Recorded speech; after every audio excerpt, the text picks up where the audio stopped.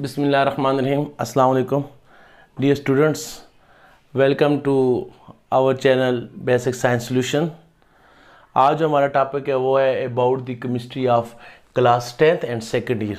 दोनों बुक्स का combined topic है। चैप्टर नंबर 3 है मैट्रिक का भी, और चैप्टर नंबर 3 ये सेकेंड ईयर का भी टॉपिक है sources of organic compounds. Organic compound के सोर्सेज क्या हैं? सोर्सेज मीन्स ज़राए। आप ऑर्गेनिक कंपाउंड को किन किन सोर्सेज से क्या कर सकते हैं, हासिल कर सकते हैं। तो डियर स्टूडेंट्स, ऑर्गेनिक कंपाउंड का जो सबसे जो पहला जो सोर्स हम पढ़ने जा रहे हैं वो है कोल। कोल को क्या कहते हैं? कोयला। Coal is the source of organic compound. Coal की फॉर्मेशन कैसे हुई है? साइंटिस्ट क्या कहते हैं? मिलियंस ईयर्स एगो, लाखों साल पहले क्या हुआ कि जो ट्रीज थे, दरख्त वगैरह थे, ट्रीज वगैरह क्या हो गए? गिर गए। ट्रीज की क्या होगी? डेथ हो गई एंड क्या होगी? डिके। ट्रीज की डेथ एंड डिके हो गई। दरख्त गिर गए लाखों साल पहले, ज़लज़ला आया, कुछ और मौसमी तब्दीलियाँ आई, दरख्त गिर गए।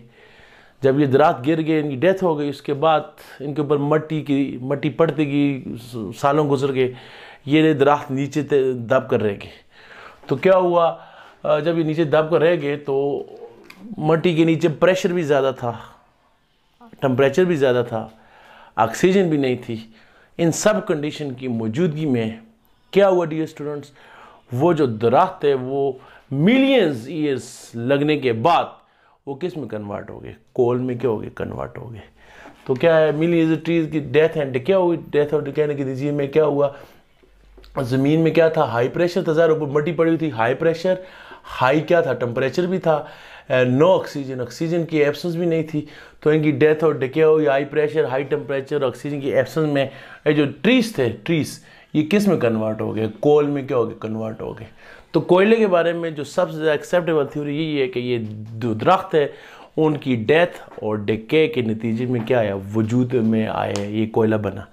और कोयला डायरेक्ट नहीं बना, ये इसकी बहुत सारी स्टेजेस हैं। इसकी स्टेजेस क्या हैं? ये स्टूडेंट्स, ये डायरेक्ट नहीं बना, इसकी स्टेजेस में से बना। यानी पहले स्टेजेस के क्या है? पहले तो दरख्त था, दरख्त गिर गया, फिर कुछ अरसे बाद, कई हज़ारों साल बाद वो कन्वर्ट हो गया किस में? वो कन्वर्ट हो गया लिग्नाइट में, कन्वर्ट हो गया लिग्नाइट में, फिर बीटा माइनस में, फिर सब बीटा माइनस और पीट, और आखिर में जाकर क्या बन गया? कोयल बन गया। ये कोयल डायरेक्ट नहीं बना, कोयले की फॉर्मेशन में ये 5-6 स्टेजेस आई हैं। कौन कौन सी आई हैं? लिग्नाइट, बीटा माइनस, सब बीटा माइनस, पीट, ये स्टेजेस हैं। एंथ्रासाइट भी एक है, एंथ्रासाइट। तो डी स्टूडेंट, ये 5-6 स्टेजेस हैं। ये स्टेज किस बेस पर बनी हुई हैं? On the basis of composition of carbon.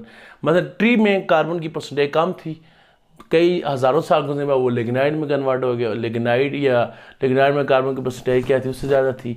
फिर कुछ अर्से बाद वो बीटा माइनस में कन्वर्ट हो गया, उसमें कार्बन की परसेंटेज उससे ज़्यादा थी। कुछ अर्से बाद वो सब बीटा माइनस कन्वर्ट हो गया, कार्बन की परसेंटेज उनमें क्या होती गई? बढ़ती गई।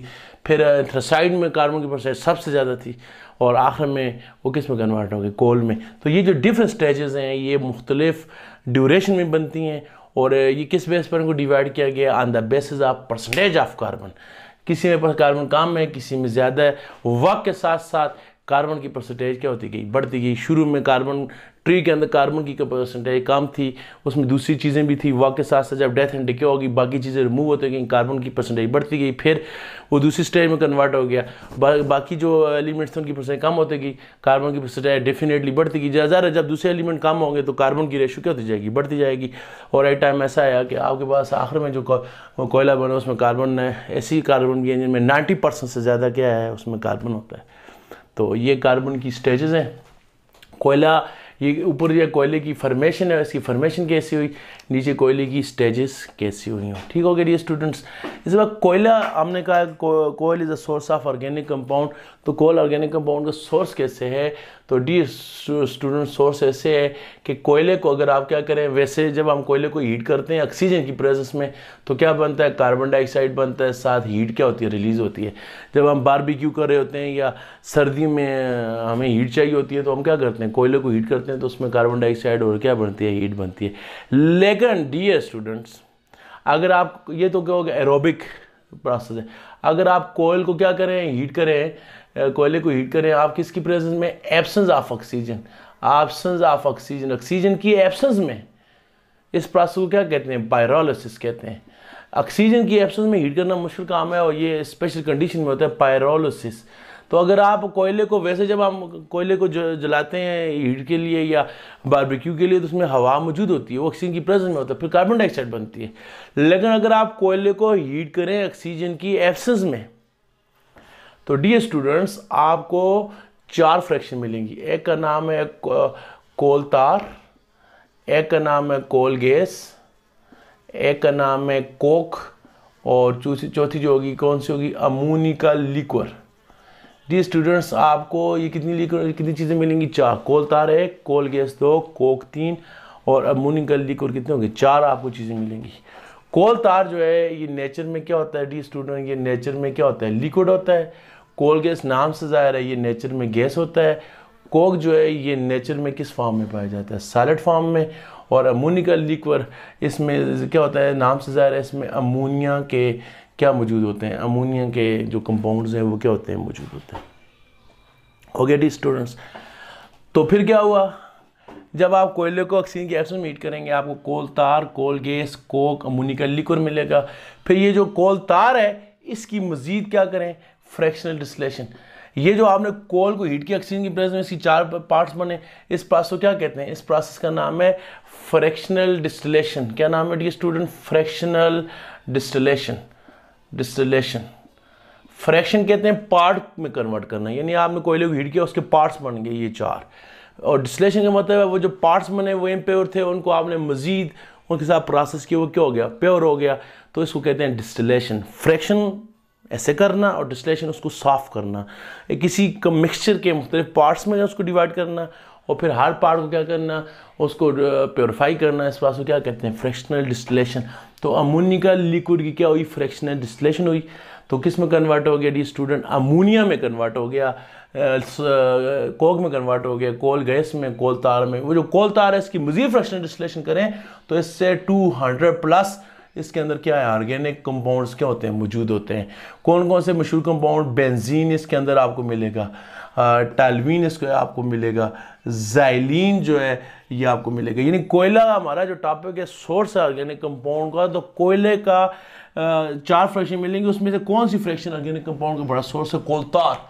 ये लिक्विड फॉर्म में पाया जाता है, इसमें बेंजीन, टालवीन, ज़ाइलीन इस तरह के 200+ ऑर्गेनिक कंपाउंड है। तो why coal is considered as organic compound, source organic compound, which fraction of coal is source organic compound, the fraction name is coal tar. Coal तार में से आपको ऑर्गेनिक कंपाउंड मिलते हैं। तो ये हो गया कोल के बारे में, कोल बना कैसे, कितनी स्टेजेस में बना, और फिर कोल से आपको कितनी फ्रैक्शन मिली और कैसे ऑर्गेनिक कंपाउंड मिले। ये पहला सोर्स है डी स्टूडेंट्स। दूसरा जो सोर्स है ऑर्गेनिक कंपाउंड का वो क्या है, पेट्रोलियम। पेट्रो का मतलब क्या होता है डी स्टूडेंट, पेट्रा का मतलब होता है रॉक, और ओलियम का मतलब क्या होता है, ऑयल। तो पेट्रोलियम का मतलब क्या हो गया, रॉक ऑयल।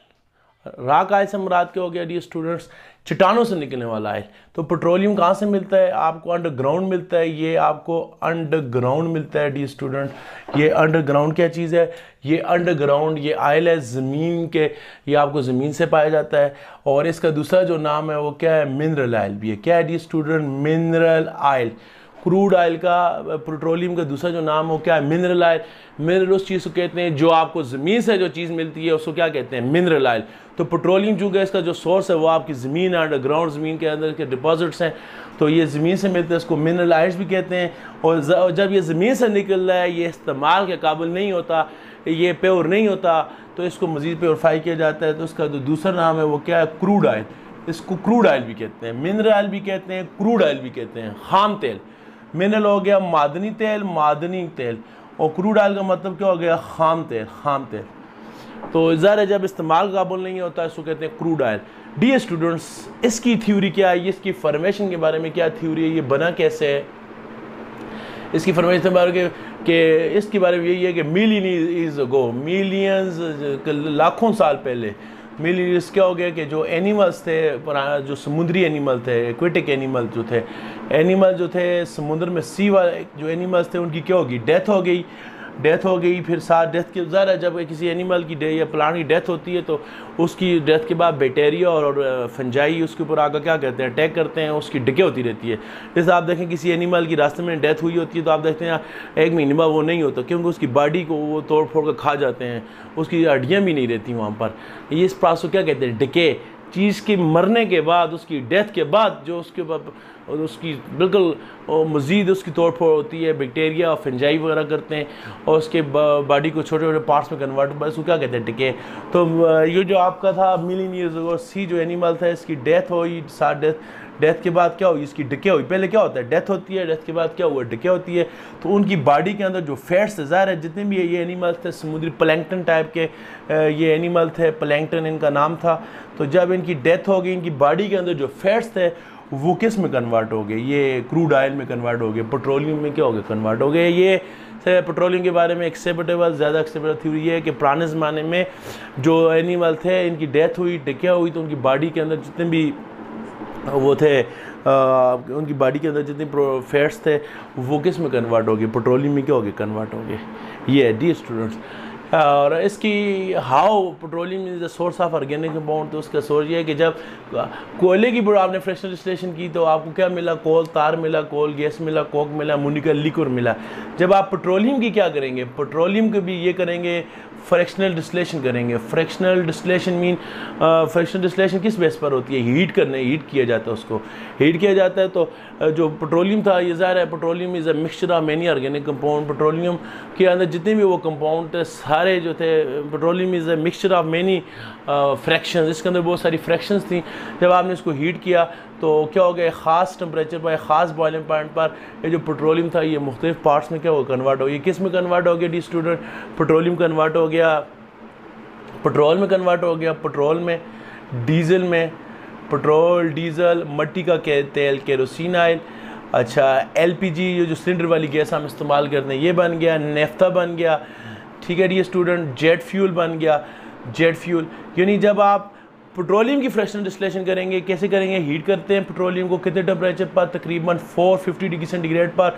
तो पेट्रोलियम के अंदर से मुख्तलिफ फ्रैक्शन आपको मिलती हैं। कौन सी, पेट्रोल अलग हो जाता है अपने बॉइलिंग पॉइंट पर, डीजल का अपना बॉइलिंग पॉइंट उस पर अलग हो जाता है, केरोसिन अपने बॉइलिंग पॉइंट पर अलग हो जाता है, एलपीजी अपने बॉइलिंग पॉइंट पर अलग हो जाती है, एलपीजी सिलेंडर वाली गैस, केरोसिन ऑयल हो गया, मिट्टी का तेल। और पेट्रोलियम का दूसरा नाम क्या है, पेट्रोल को गैसोलीन भी कहते हैं। तो डीस्टू पेट्रोलियम और पेट्रोल में फ़र्क है, और इन सब के मिक्सचर को पेट्रोलियम कहते हैं। पेट्रोल एक अलग चीज़ है, एक मिक्स, पेट्रोल इसका एक ऐसा है, पेट्रोल एक फ्रैक्शन है इसकी, और जब इन सब को मिलाते हैं तो पेट्रोलियम बन जाता है। तो there is difference between petrol and petroleum. Petrol एक फ्रैक्शन का नाम है, लेकिन सबको जब मिलाते हैं, पेट्रोल हो गया, डीजल हो गया, मिट्टी का तेल हो गया, जो जेट फ्यूल ऑयल है, एलपीजी गैस है, जो सिलेंडर वाली गैस है वो भी इससे बनती है। तो डी स्टूडेंट सबको मिलाकर क्या कहते हैं, पेट्रोलियम। तो हीट करने पर ये चीज़ें अपने बॉइलिंग पॉइंट, इनका अलग अलग बॉइलिंग पॉइंट है। आप पढ़ेंगे चैप्टर, लास्ट चैप्टर्स में है मैट्रिक क्लास को, उसमें पढ़ेंगे। जो सेकेंड ईयर के स्टूडेंट वो पढ़ भी चुके हैं। तो डी स्टूडेंट्स यही है ना कि जब आप उसको हीट करते हैं तो वो अपने अपने बॉइलिंग पॉइंट की चीज़ें क्या हो जाती हैं, अलग हो जाती है। फिर जो पेट्रोल है, it is a mixture of organic compound, इसके अंदर भी बहुत सारे ऑर्गेनिक कंपाउंड है। डीजल के अंदर भी ऑर्गेनिक कंपाउंड है।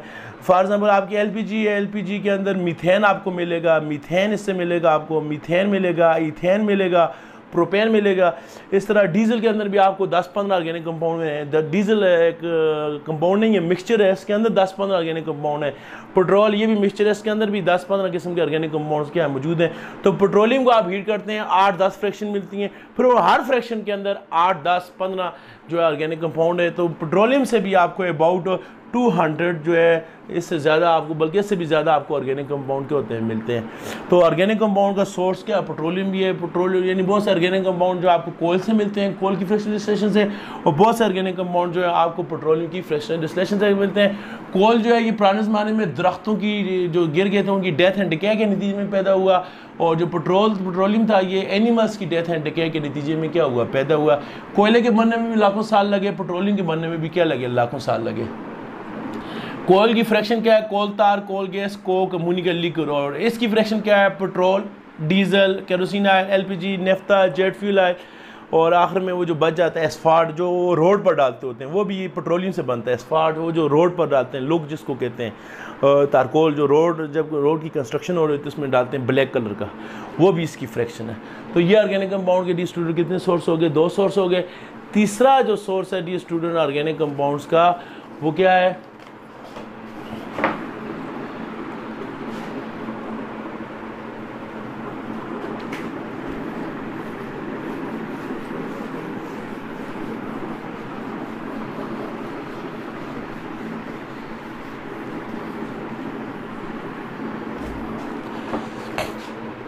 तीसरा जो ऑर्गेनिक कंपाउंड का डी स्टूडेंट सोर्स है वो है नेचुरल गैस।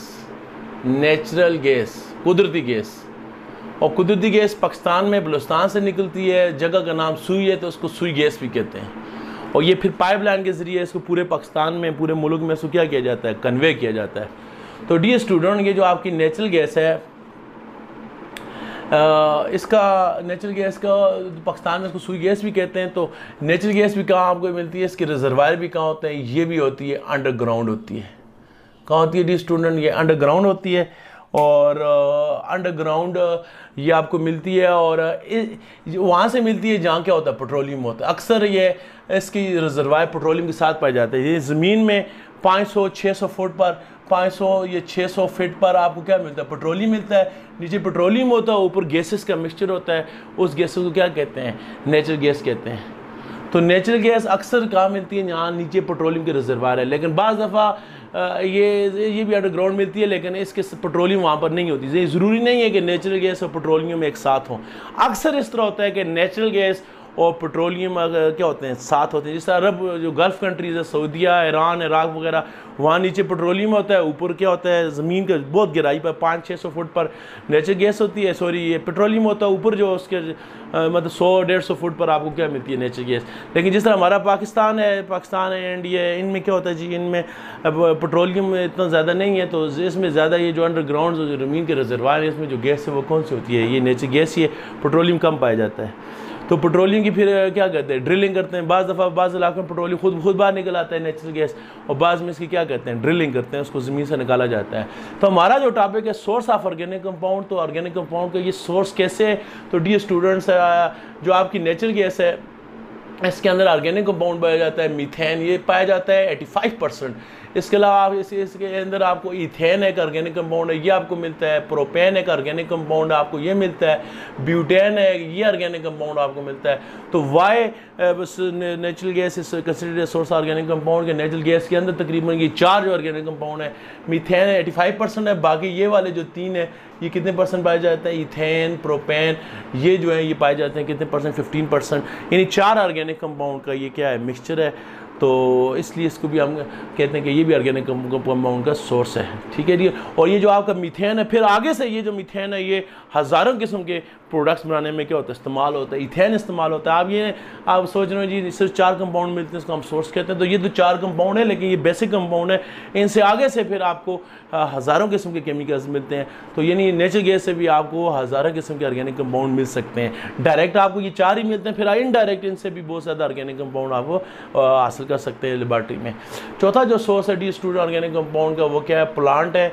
प्लांट और एनिमल्स, प्लांट और एनिमल्स दोनों को मैं एक साथ लिखता हूँ। प्लांट एनिमल भी ऑर्गेनिक कंपाउंड का सोर्स है। आपने लास्ट लेक्चर में पढ़ा था, एक थ्योरी आई थी, उस थ्योरी का नाम क्या है? Water force theory. Water force theory तो कहती थी, ये साइंटिस्ट था, उसका नाम क्या था? ब्राज़िलियस। उसने तो यही कहा था कि ऑर्गेनिक कंपाउंड्स आपको मिलते ही सिर्फ किससे? प्लांट और एनिमल से। ऑर्गेनिक कंपाउंड आपको जो बाकी नॉन लिविंग सोर्स है उससे आपको हासिल नहीं हो सकते। ये किसका कहना था? वाटर फोर्स थ्योरी का कहना था कि ऑर्गेनिक कंपाउंड का जो सोर्स है वो सिर्फ क्या है? प्लांट और animal. Organic compound can not be synthesize, can not be obtain in laboratory. लेकिन बाद में वाटर फोर्स थ्योरी को क्या किया? रिजेक्ट किया था। किसने रिजेक्ट किया था? साइंटिस्ट का क्या नाम था? वॉलर था, उसने इसको रिजेक्ट किया था। तो डी स्टूडेंट्स वो जो जिस साइंटिस्ट ने पेश की थी वाटर फोर्स थ्योरी, वो अपने लिहाज से ठीक था कि बहुत ज़्यादा जो ऑर्गेनिक कंपाउंड्स हैं वो आपको किससे मिलते हैं? प्लांट और एनिमल से मिलते हैं। फॉर एग्जांपल हम जितने भी हम ऑयल इस्तेमाल करते हैं, आयल्स जितने भी हम कुकिंग ऑयल वगैरह इस्तेमाल करते हैं, ये सारे हम कहाँ से लेते हैं? प्लांट से। और ये जो ऑयल है ये ये क्या चीज़ें हैं? ये ऑर्गेनिक कंपाउंड्स का मिक्सचर है। फिर इस तरह जो शुगर है, चीनी है, ये हम कहाँ से लेते हैं? शुगर कैन जो इसका प्लांट से लेते हैं, ये भी ऑर्गेनिक कंपाउंड का सोर्स है। फिर इस तरह हम काटन जो कपड़ों ये कपड़े जो पहने हुए काटन के, ये काटन आप किससे लेते हैं? प्लांट से लेते हैं। सेलुलोज है ये भी ऑर्गेनिक कंपाउंड है। तो अब ऑयल हो गया, शुगर हो गया, काटन हो गया। इस तरह आपकी जो टी है ये तंबाकू है। तो ये जो है ये भी आप कहाँ से लेते हैं? ये प्लांट से लेते हैं। तो आपकी oil, sugar, cotton, T, tobacco, इस तरह बहुत सारी आपकी जो हर्बल मेडिसिन हम इस्तेमाल करते हैं, हर्बल्स जो पेंसार वगैरह से जो हमें मेडिसिन मिलती हैं, ये सारी जो मेडिकल्स हैं हर्बल, ये सारी आप कहाँ से लेते हैं? प्लांट से। जितने ऑयल्स हैं, शुगर है, कॉटन है, टी है, टोबैको है, हर्बल जितनी भी हर्बल्स मेडिसिन है, डी स्टूडेंट, ये सारे आपको कहाँ से मिलते हैं? प्लांट से।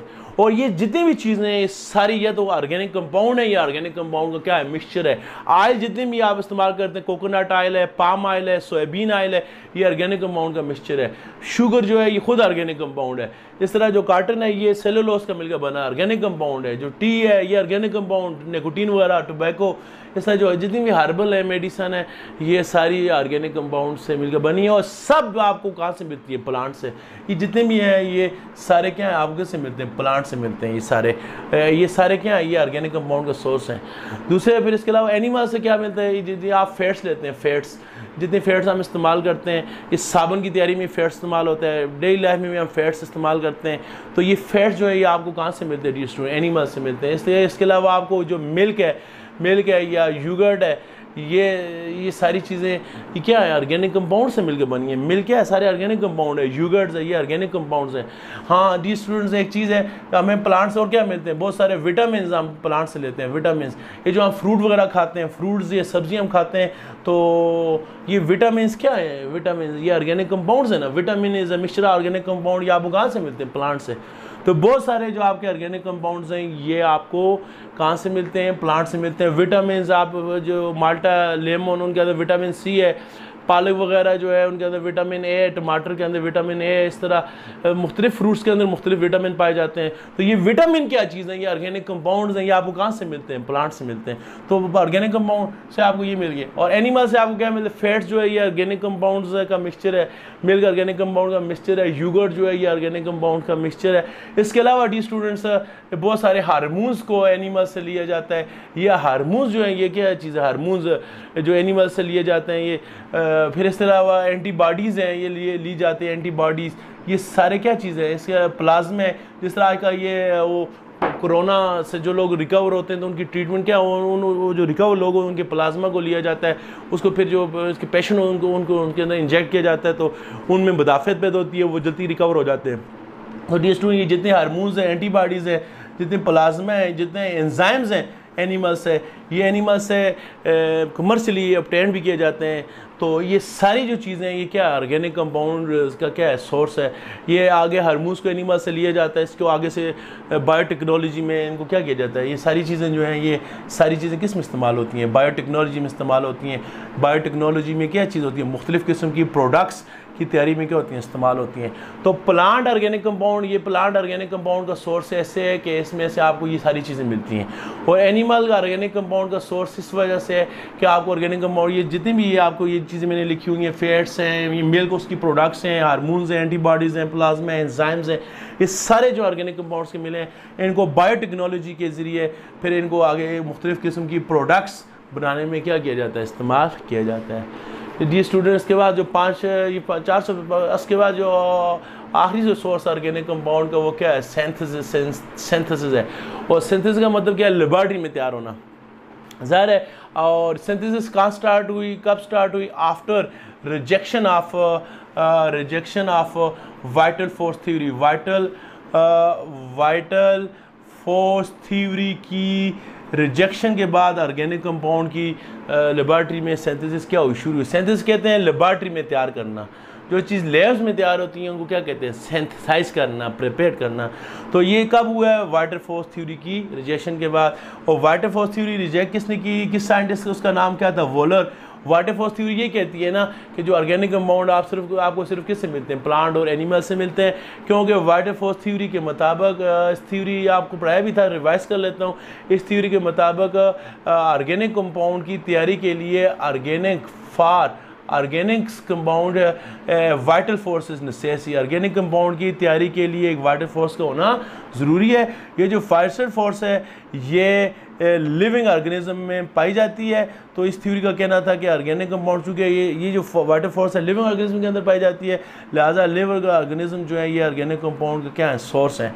लेकिन ये जो वाइटल फोर्स है ये नॉन लिविंग के अंदर, जो नॉन लिविंग चीज़ें हैं या लेब्स है उसके अंदर एग्जिस्ट नहीं करती। लिविंग थिंग के अंदर ये एग्जिस्ट करती है, प्लांट एनिमल के अंदर, लेकिन नॉन लिविंग थिंग यानी लेब्स के अंदर ये एग्जिस्ट नहीं करती। लिहाजा जो लेब्स है इसको आप ऑर्गेनिक कंपाउंड का सोर्स नहीं कह सकते। इस थ्योरी का कहना था, यानी इस थ्योरी ने ऑर्गेनिक कंपाउंड की तैयारी को एक फोर्स के साथ कनेक्ट कर दिया। इस फोर्स का क्या नाम था, वाटर फोर्स। थ्योरी का कहना था अगर वो वाटर फोर्स है तो ऑर्गेनिक कंपाउंड है, वाटर फोर्स नहीं है तो ऑर्गेनिक कंपाउंड नहीं है। लेबोरेटरी में वाटर फोर्स नहीं है तो ऑर्गेनिक कंपाउंड नहीं है। फिर इसको रिजेक्ट किस किया, वॉलर ने किया था। वॉलर ने ऑर्गेनिक कंपाउंड तैयार किया था, क्या तैयार किया था, यूरिया। उसने तैयार किया था पोटेशियम साइनेट का रिएक्शन किया था किसके साथ, ये स्टूडेंट, अमोनियम क्लोराइड के साथ। इसका अमोनियम इसके साइनेट के साथ मिला है। CNO को क्या कहते हैं, CN साइनाइड हो गया, CNO साइनेट, इनके रिएक्शन किया, ये आपको बन गया अमोनियम साइनाइड। और ये पोटाशियम क्लोराइड बन गया। ये जो अमोनियम साइनाइड है इसको फर्दर हीट किया, इससे क्या मिल गया, urea. Urea was the first organic compound जो लेबोरेटरी में क्या हुआ था, तैयार हुआ था। उसको किसने तैयार किया था, वॉलर ने। जब वॉलर ने यूरिया को तैयार किया एक ऑर्गेनिक कंपाउंड को दो इनऑर्गेनिक कंपाउंड से, तो वाटर फोर्स थ्योरी ऑटोमेटिकली क्या होगी, रिजेक्ट होगी, क्योंकि थ्योरी कहती है कि ऑर्गेनिक कंपाउंड लेबोरेटरी में तैयार नहीं हो सकते। जबकि उसने पहला जो ऑर्गेनिक कंपाउंड यूरिया में फर्टिलाइजर है, खाद है, उसको लेबोरेटरी में क्या किया था, तैयार किया था। डियर स्टूडेंट्स, की तैयारी के बाद बेशुमार किस्म के ऑर्गेनिक कंपाउंड्स लेबोरेटरी में क्या हो रहे हैं, तैयार हो रहे हैं। तो ऑर्गेनिक कंपाउंड का पांचवा सबसे जो बड़ा सोर्स है वो क्या है, सिंथेटिक है। डेली लाइफ में देखा आपने पढ़ा है कि जो कोयल है उससे आपको 200 से ज़्यादा ऑर्गेनिक कंपाउंड मिलते हैं। पेट्रोलियम में से भी आपको 100 के हिसाब से ऑर्गेनिक कंपाउंड मिलते हैं। नेचुरल गैस से भी इतने नहीं मिलते, प्लांट नहीं मिलते। लेकिन ज़्यादा जो ऑर्गेनिक कंपाउंड्स की तादाद इस वक्त दुनिया में जो है वो मिलियंस में, और ज़्यादा जो ऑर्गेनिक कंपाउंड्स है ये आपको कहाँ से मिलते हैं, सिंथेटिक हैं। ये लेबोरेटरी में क्या होते हैं, तैयार होते हैं। ये जितनी भी आप मेडिसन इस्तेमाल करते हैं, इंग्लिश मेडिसन जितनी भी इस्तेमाल करते हैं, ये सारी मेडिसिन किसकी मिलकर बनी है, ऑर्गेनिक कंपाउंड की। और ये सारे ऑर्गेनिक कंपाउंड कहाँ तैयार होते हैं, लेबोरेटरी में। इस तरह आप डेली लाइफ में सबसे ज़्यादा जो हम चीज़ें इस्तेमाल करते हैं वो प्लास्टिक की प्रोडक्ट्स हैं। घर के बर्तन, आपके स्कूल कॉलेजेस में जितना देखें आप, आपके हर जगह प्लास्टिक इस्तेमाल होता है। तो प्लास्टिक सारा क्या ऑर्गेनिक कंपाउंड्स हैं, और ये सारे कहाँ होते हैं, लेबोरेटरी में तैयार होते हैं। इस तरह पॉलीमर्स है हमारी डेली लाइफ में।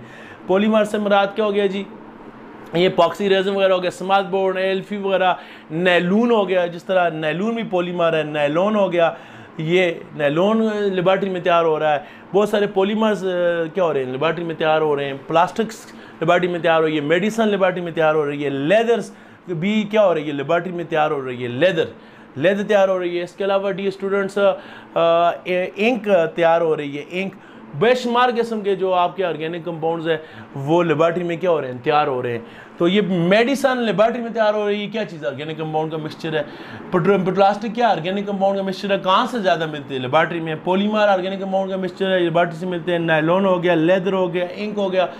इसके अलावा भी हमारी फूड की, खाने पीने की बहुत सारी जो आइटम्स है, फूड्स आइटम, ये किसके मिलकर बने, ऑर्गेनिक कंपाउंड को। ऑर्गेनिक कंपाउंड कहाँ तैयार होते हैं, लेबोरेटरी में। फिर हमारे बहुत सारी क्लोथिंग, कपड़ों की बहुत सारी जो प्रोडक्ट्स हैं, बहुत सारी कॉस्मेटिक्स, जितनी ये क्रीम्स वगैरह होती हैं, साबुन वगैरह, ये सारे क्या हैं, ये सारे ऑर्गेनिक कंपाउंड का मिक्सचर है। ये medicine, plastic, polymer, nylon, leather, ink, food, आपके कपड़े वगैरह उसकी प्रोडक्ट जितनी है, या जिस तरह आप छतरी देखें, अम्ब्रेला, उसकी मटेरियल कौन सा है, जैकेट्स पहनते तो उसका मटेरियल कुछ और है, शूज़ देखें उसका मटेरियल कुछ और है, कॉस्मेटिक जितनी क्रीम्स है, साबुन है, शैम्पूज़ है, ये सारे डी स्टूडेंट्स, ये सारे क्या ऑर्गेनिक कंपाउंड से मिलकर बने। और सारे कहाँ, इनमें से कोई भी नेचुरल नहीं है, सारे लेबोरेटरी में क्या हो रहे हैं, सिंथेसाइज हो रहे हैं। ये मार्कर मेरे पकड़ा हुआ है, ये मार्कर ये प्लास्टिक से मिलकर बना है, ये ऑर्गेनिक कंपाउंड है। कहाँ तैयार होता है, लेबोरेटरी में। जिस इंक के साथ मैं लिख रहा हूँ ये ऑर्गेनिक कंपाउंड है, इसके अंदर लेबोरेटरी में तैयार हो रहे हैं। ठीक है, तो ये ऑर्गेनिक कंपाउंड का जो सबसे जो बड़ा सोर्स है वो क्या है, वो सिंथेटिक है। मेजॉरिटी ऑफ ऑर्गेनिक कंपाउंड आपको